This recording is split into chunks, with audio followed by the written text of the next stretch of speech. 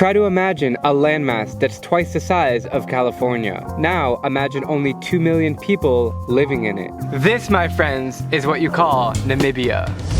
It's the second least densely populated country on Earth behind only Mongolia. After living in Seoul, Hanoi, Manila, and Bangkok, I am so used to the hustle and bustle of honking horns, traffic, and mass transportation. Next station, Rakano. But in Namibia's capital and biggest city of Windhoek, there's merely 300,000 people. There are no skyscrapers. Nobody is buzzing past you to get by. The air is fresh, and as soon as you drive 10 minutes out of town, it becomes deserted.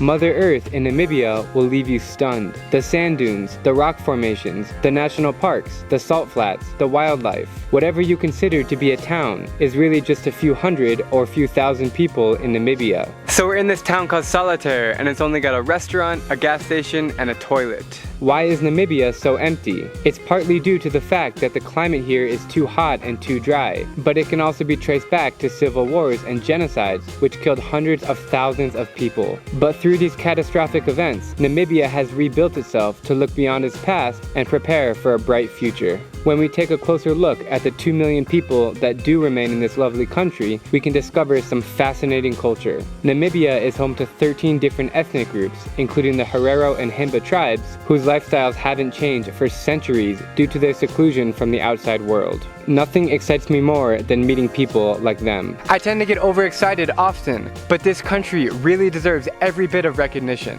It's time to go head back out in the bush and scout out some animals. I'm Drew Binsky, and if you like my travel videos, please click subscribe and join me as I plan to visit every country in the world.